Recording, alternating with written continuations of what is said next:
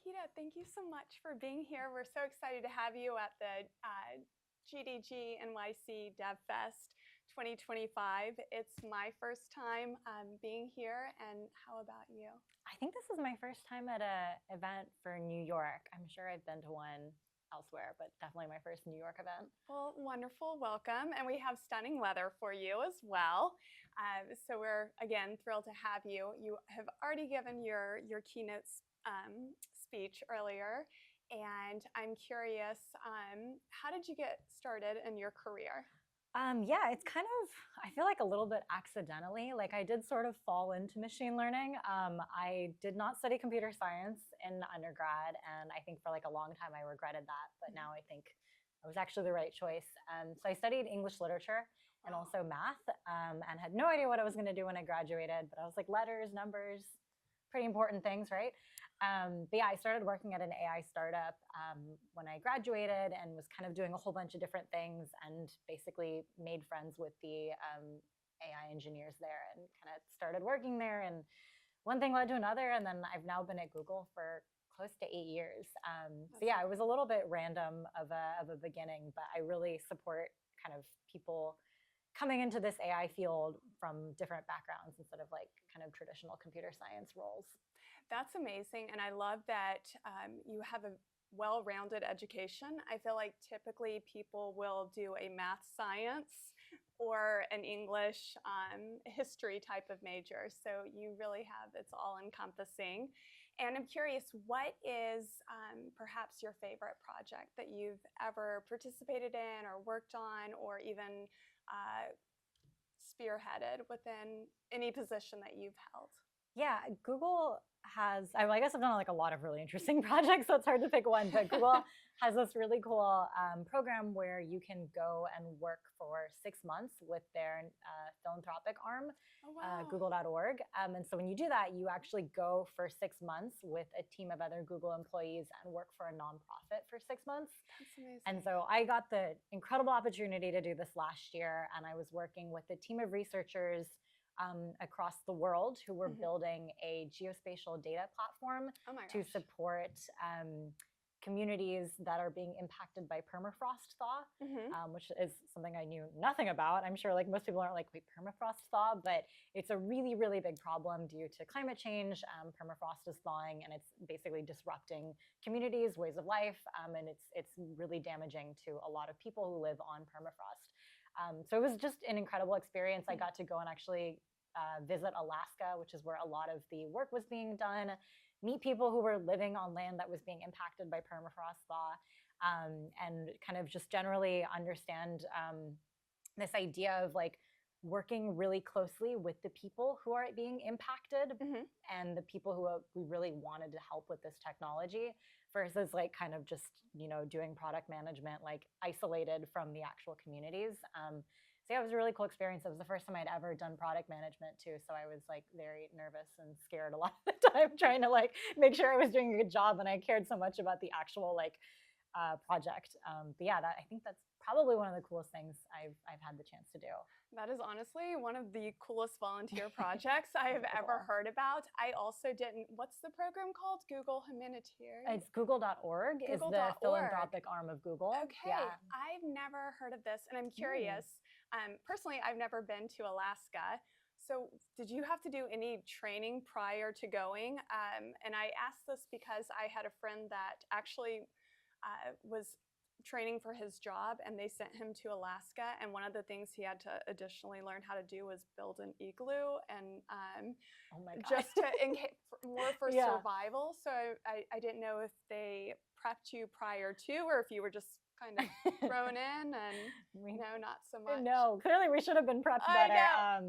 No, we didn't have to do anything specific. I think like a lot of what we did do for prep work was just getting some education in a lot of the communities that we were working with, because some of them, you know, these are like little towns that aren't even reachable by roads because you literally can't build a road to visit these places because they're so isolated. There's so much ice that you can't drive in the wintertime. And there are people who have lived there for so many generations, have subsistence economies, like just a totally different way of life. And so the training we did was mostly just to understand and like understand these people, these communities that are different from, what maybe my life looks like, and learn just kind of how to think about things from their perspective as best as possible. So less that than survival training. But we did go visit Denali, which is the tallest peak in North America. And we were very far away from it, but it was very majestic. I can only imagine, and that sounds incredible. And I'm so happy that you had that opportunity to learn more. And I've learned a bit about permafrost now, so I need to learn more, I see. I'm curious, what advice would you have for someone that is starting out in machine learning, or perhaps even a recent grad that is trying to get their foot in the door? What could they do? I think what's really interesting right now about the AI world is we have all of these tools that are kind of becoming general purpose tools and have so many different applications. And, from like the AI perspective, there are people who are really skilled in AI who are trying to build these models and make them general purpose and make them work in different domains. And so I think if you're just getting started, figuring out like what your expertise is, or the area of application that you really care about, like, is that in something related to like the medical field? Is that something related to like geospatial data, or is that related to like education? Whatever this application is, and start trying to apply the tools in a particular field. I think that's where we need like more work to be done, is to really like validate how are these models and tools actually working in real use cases. And so I think like that can kind of be your edge if you're just getting started. If you have an area you come from where you already know a lot of, you already have a lot of domain expertise, or even if you don't, figuring out what you care about, learning about it, and trying to apply AI there, like, I think that's a really, really good way to contribute and also get yourself noticed. I love that. I think that's excellent advice. And I'm curious, you mentioned earlier that you were from Austin, Texas. So do tell, what's your favorite restaurant? And I don't know if you maybe perhaps eat barbecue, but I would be curious if you have a great recommendation. Yeah, my favorite restaurant in Austin. Ooh, this is difficult. I really like The Well. It is also conveniently right next to the Google office, so I'm there all the time. I'm slightly biased. I know, it's like right next there, so I'm always there. But it's like really good, like healthy food, and they make great matcha and great chai. So I know it's great. Definitely my favorite place. I'm not, despite being like growing up in Austin living there basically my entire life, I'm not a big barbecue person. I do love green beans, so that's kind of what's exciting for me in like that. I don't think most people are attracted to barbecue for that, but that's my favorite thing. So yeah, don't have a good recommendation for you. No, so that's great. The Well, you had me at matcha. Yeah, great matcha. Sold. And the next time I go to Austin, I'm going to be checking it out on your recommendation.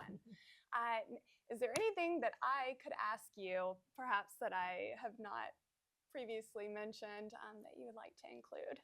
I think maybe, something that I think is interesting is just kind of around like how different ways to like experiment with AI models, and like how you can get started on doing that. So I actually work on a product within Google DeepMind called AI Studio, and this is our developer product to help you get into production as fast as possible with Gemini models. So it is a free to use, easy to access UI where you can go in and test different AI models. And then if you want to build something, there's an API that you can go and build with later.